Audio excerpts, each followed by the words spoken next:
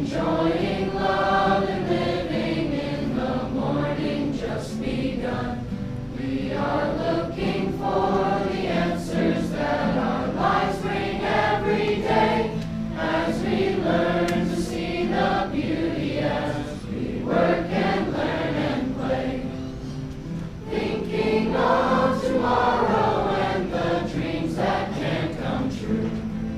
I know that camp has taught me of the things that I can do. And when I leave to face the world with promises and dreams, I'll carry with me something of these sparkling mountain streams.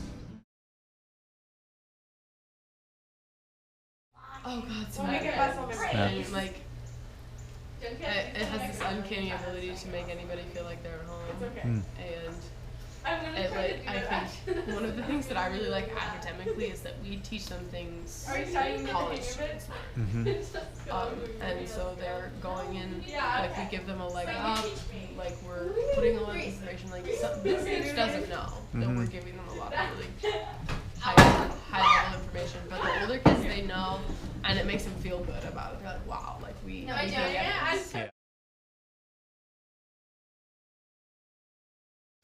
So, well, I don't know if it sounds straight, but like appreciation for nature's a big one. You get a range of that coming in. There are kids who are obsessed with it and know every single snake and know, and every bug and come into it that way. And then there are people who come into it. I had someone in my class who ended up like loving it and loving. I was teaching about fungi at the time, and who like ended up really loving it, but started out not just disliking fungi, but just hating nature. And so you can't always win that battle, but I think for the most part, people who, on the whole, come not liking the natural world, end up really like being fascinated and loving it.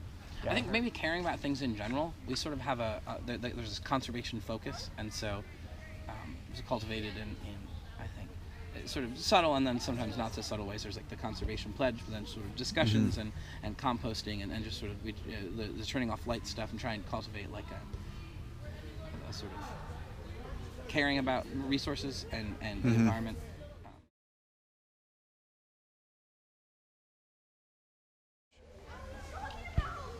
Kids at my school, they would be very opposed to it at first. They'd be like, ew, no, like I don't want to do that. But then like I feel like by like the second week, everyone would kind of like warmed up to it. Because like it's an experience that not everyone I know at my school would have. Because some kids just don't get out much, or some kids don't have enough money to do stuff like this.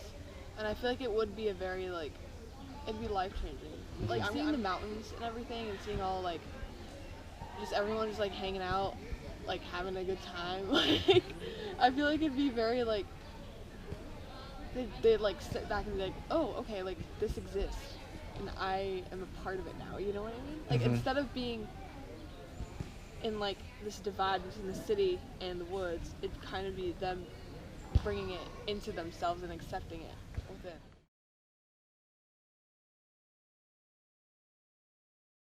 I think it's really multifaceted. There's like a very sort of straightforward, just like science education, that there's something valuable about knowing about the natural world. I think this place provides, like it's a sort of specific and not too common these days, I think, experience of you might in science class do a couple experiments or like handle things once in a while, but it's so incredibly hands-on, and you can be, even if you're lecturing about something and it's more of an abstract thing, you can just find an example and have like really sort of real-time illustration. There's a more sort of immediate experience of nature.